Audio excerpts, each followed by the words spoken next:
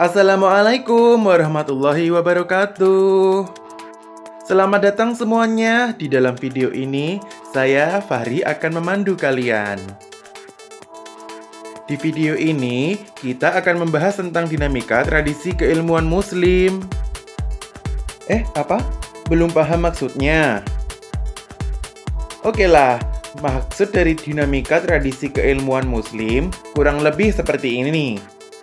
Perubahan-perubahan dalam berbagai kebiasaan dan keadaan, serta kebudayaan dalam aspek bidang pendidikan dan segala yang berhubungan dengannya. Kalau dijadikan bahasa Inggris seperti ini ya. Any kind of changes in various customs and conditions, as well as culture in aspects of the field of education, and everything related to it. Untuk mempermudah alur kita, maka kita buatkan alur waktunya, kurang lebih seperti ini. Kita jadikan 3 periode. Masa Rasul sampai runtuhnya Daulah Abbasiyah, pasca runtuhnya Abbasiyah sampai pra-perubahan atau masa stagnansi, dan pasca masa perubahan sampai sekarang atau masa modern. Kita mulai ya. Pada masa Rasul, segala kegiatan keilmuan dibawa sendiri oleh Rasul. Hal ini menjadi beban bagi perjuangan Rasul, terutama di masa Mekah karena penolakan-penolakan dari kaum-kaum seperti kaum Quraisy.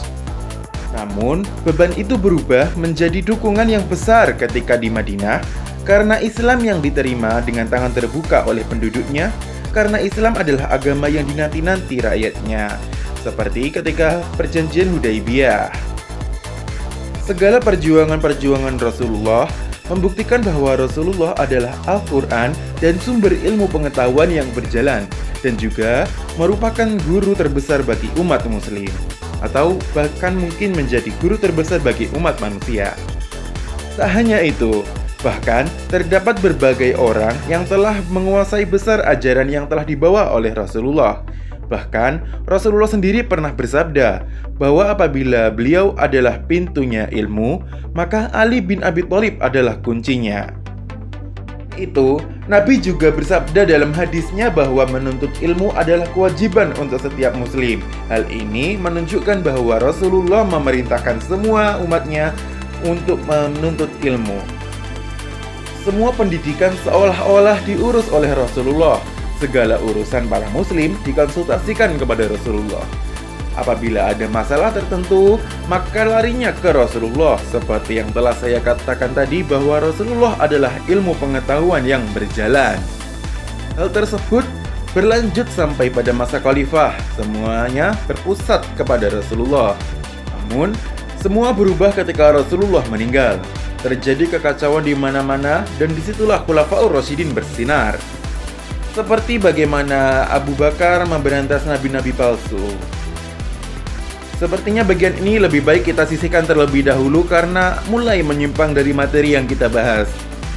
Ada yang berpendapat bahwa pada masa Abu Bakar didirikan lembaga Kutab sebagai lembaga pendidikan selain masjid. Kutab ini dibuat untuk mengajarkan membaca dan menulis. Menurut artikel dari situs kemenak.go.id, tertulis bahwa pusat pembelajaran pada masa itu adalah Madinah, sedangkan yang bertindak sebagai para pendidik adalah para sahabat Rasul yang terdekat. Kemudian tertulis juga, mata pelajaran yang diberikan kepada murid tidak jauh berbeda dengan zaman Nabi. Hanya saja perluasan dan pengembangan ilmu sudah mulai tampak. Tempat mengajar masih diutamakan di masjid walaupun juga dilaksanakan di kutab. Pada masa Umar, di mana perluasan Islam sedang gencar-gencarnya, pembelajaran bahasa Arab juga digencarkan. Mengingat banyak masyarakat wilayah Islam yang baru juga ingin belajar dari sahabat-sahabat Nabi yang menerima ilmu langsung dari Nabi. Pada masa Khalifah Utsman bin Affan, pelaksanaan pendidikan Islam tidak jauh berbeda dengan masa sebelumnya. Pendidikan di masa ini hanya melanjutkan apa yang telah ada, namun hanya sedikit terjadi perubahan yang mewarnai pendidikan Islam. Para sahabat yang berpengaruh dan dekat dengan Rasulullah yang tidak diperbolehkan meninggalkan Madinah di masa Khalifah Umar, diberikan kelonggaran untuk keluar dan menetap di daerah-daerah yang mereka sukai. Kebijakan ini sangat besar pengaruhnya bagi pelaksanaan pendidikan di daerah-daerah. Kayaknya sih tidak ada satu hari pun keadaan stabil selama pemerintahan Ali, seperti keadaan perang-perang atau hal-hal lain sebagainya. Tak dapat dipungkiri kalau masa Ali bin Abi Thalib tidak terlalu memperhatikan beberapa aspek-aspek pemerintahan yang lain selain militer, sehingga terdapat beberapa keadaan pendidikan yang sangat stagnan selama masa pemerintahan Ali mengingat banyaknya perang-perang tersebut, sehingga terdapat banyak stabilitas pendidikan, keamanan sosial, perkembangan sendiri, ekonomi, sosial, itu semuanya terhenti pada masa Ali. Karena sekali lagi terdapat beberapa perang-perang yang terjadi selama masa pemerintahan Ali. Secara esensial, pendidikan Islam pada masa dinasti Umayyah kurang begitu diperhatikan, sehingga sistem pendidikan berjalan secara alami. Walau sistemnya masih sama seperti pada masa Nabi dan masa Khulafaur Rasyidin, pada masa ini pola pemerintahan untuk pendidikannya sudah mulai berkembang, sehingga peradaban Islam sudah mulai bersifat internasional yang meliputi 3 benua, yakni sebagian Eropa, sebagian Afrika, dan sebagian besar Asia, yang kesemuanya itu dipersatukan dengan bahasa Arab sebagai bahasa resmi negara. Dengan kata lain, periode dinasti Umayyah ini merupakan masa inkubasi, di mana dasar-dasar dari kemajuan pendidikan dimunculkan sehingga intelektual muslim mulai berkembang pada masa Umayyah. Berbeda dengan masa Khulafaur Rasyidin, pendidikan pada masa Daulah Umayyah bersifat desentralisasi. Artinya, pendidikan sudah mulai disebarkan dan tidak hanya berpusat di ibu kota.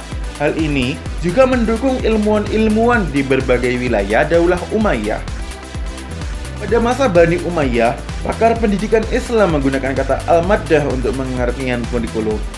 Karena pada masa itu kurikulum lebih identik dengan serangkaian mata pelajaran yang harus diberikan pada murid dalam tingkat tertentu.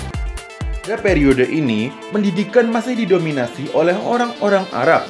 Karena pada masa itu unsur-unsur Arab dipakai dan berpusat di Arab saja.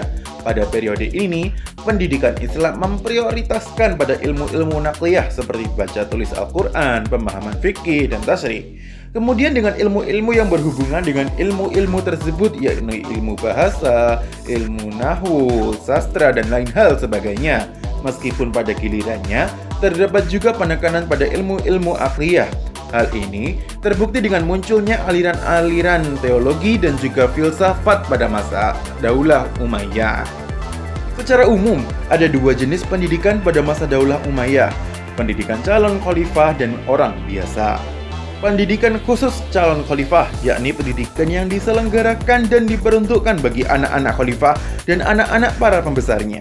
Tempat proses pembelajarnya berada di dalam lingkungan istana. Materi yang diajarkan diarahkan untuk kecakapan memegang kendali pemerintahan atau hal-hal lain yang bersangkut paut dengan keperluan dan kebutuhan pemerintahan. Sehingga dalam penentuannya dan penetapan kurikulumnya, bukan hanya guru saja yang memegang, namun orang tua juga ikut menentukan. Sementara, pendidikan untuk orang-orang biasa memiliki kesamaan dengan periode yang lama, sehingga dapat dibilang sebagai kelanjutan dari pendidikan yang telah diterapkan sejak zaman Nabi dan juga Khulafaur Rasyidin. Sehingga, kelancaran proses pendidikan ini ditanggung-jawabi oleh para ulama. Mereka lah yang memikul tugas mengajar dan memberikan pembimbingan serta bimbingan pada masyarakat. Mereka bekerja atas dasar kesadaran moral serta tanggung jawab agama, bukan dasar pengangkatan atau penunjukan pemerintah, sehingga mereka tidak memperoleh jaminan hidup atau gaji dari pemerintah. Jaminan hidup mereka ditanggung-jawabi sendiri oleh mereka sendiri, seperti pekerjaan lain di luar waktu mengajar, atau juga mereka menerima sumbangan-sumbangan dari murid-muridnya. Walaupun dengan 2 sistem berbeda, namun memiliki dasar kurikulum yang tertata sehingga mampu menjaga kualitas pendidikannya di berbagai pusat pendidikan. Pendidikan Badi'ah yaitu tempat belajar bahasa Arab yang fasih dan murni. Hal ini didirikan pada masa Khalifah Abdul Malik bin Marwan yang ketika saat itu memprogramkan Arabisasi, maka muncul istilah Badi'ah, yakni dusun Badui di padang Sahara. Mereka masih fasih dan murni sesuai dengan kaidah bahasa Arab, sehingga banyak khalifah yang mengirimkan anaknya ke Badi'ah untuk belajar bahasa Arab. Teman-teman, seperti yang kita ketahui, puncak pencapaian kemajuan peradaban Islam Salah satunya terjadi pada masa pemerintahan Harun ar-Rasyid pada masa dinasti Abbasiyah. Pada masa pemerintahannya, dilakukan sebuah gerakan penerjemahan berbagai buku Yunani dengan menggaji para penerjemah dari golongan Kristen dan penganut agama lainnya yang ahli. Ia juga banyak mendirikan sekolah yang salah satu karya besarnya adalah pembangunan Baitul Hikmah sebagai pusat penerjemahan yang berfungsi sebagai perguruan tinggi dan perpustakaan yang besar. Perpustakaan pada masa itu lebih merupakan sebuah universitas karena di samping terdapat kitab-kitab, di sana juga terdapat orang-orang yang membaca, menulis, dan juga berdiskusi. Capaian kemajuan dunia Islam pada masa ilmu pengetahuan tidak terlepas dari adanya sikap terbuka dari pemerintahan Islam pada masa Khalifah Al-Mansur terhadap berbagai budaya dan bangsa-bangsa yang sebelumnya pernah berdiri seperti Yunani, Persia, India, dan yang lainnya.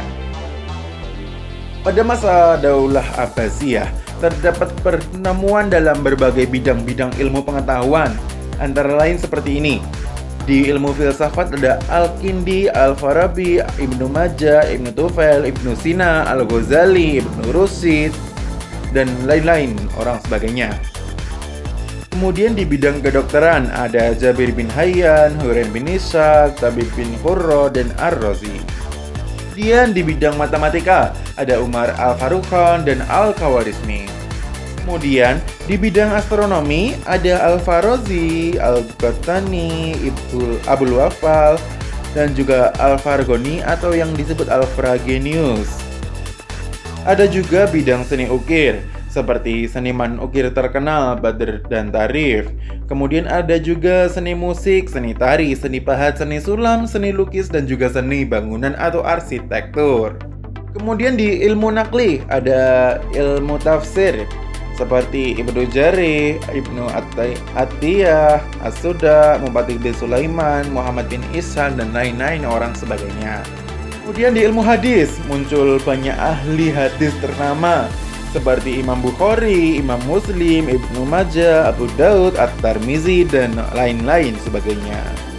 Kemudian di ilmu kalam ada Wasil bin Atha, Abu Huzail bin Al-Alaf, Abdom, Abu Hasan Asy'ari, Hujjatul Islam, Imam Ghazali.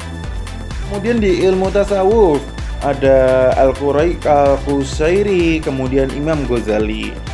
Dan ada juga para imam fuqaha seperti Imam Abu Hanifah, Imam Malik, Imam Syafi'i, Imam Ahmad bin Hambal, dan para imam Syiah.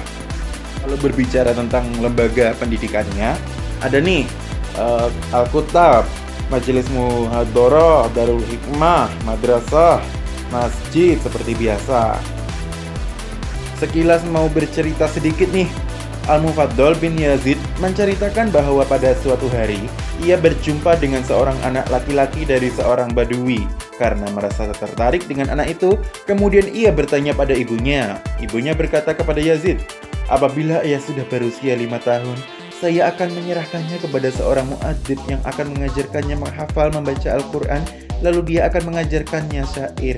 Dan apabila dia sudah dewasa, saya akan menyuruh orang yang mengajarinya naik kuda dan memanggul senjata. Kemudian dia akan mondar-mandir di lorong-lorong kampungnya untuk mendengarkan suara orang-orang yang meminta tolong."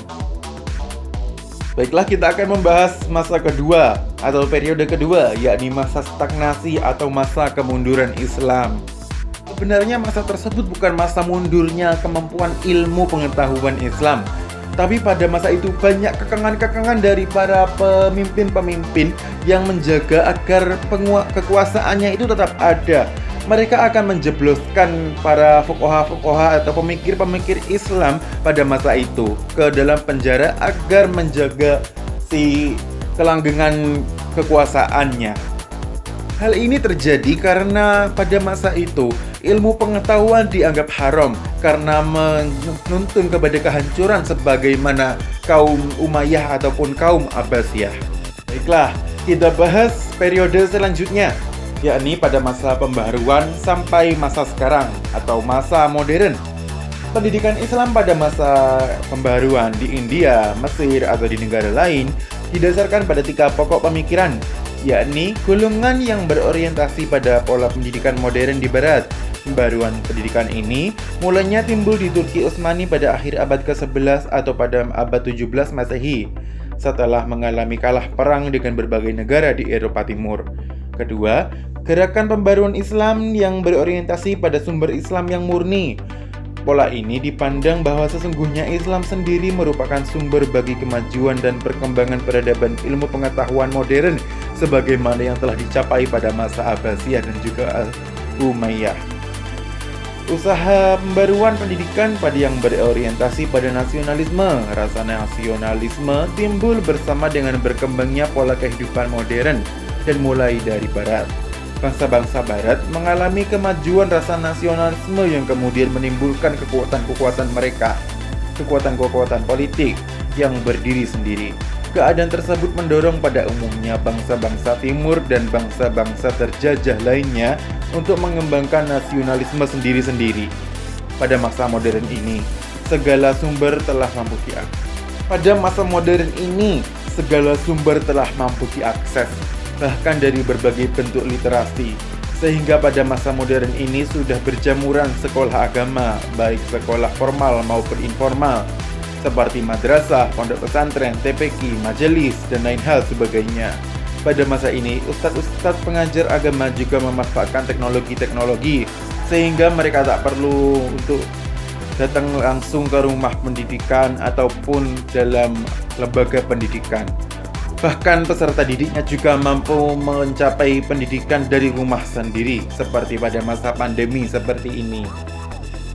Durasinya sudah mulai panjang dan mungkin teman-teman sudah mulai mengeluh tentang kuotanya sudah mulai habis. Jadi kita akhiri dulu di sini. Terima kasih ya sudah menonton. Wassalamualaikum warahmatullahi wabarakatuh.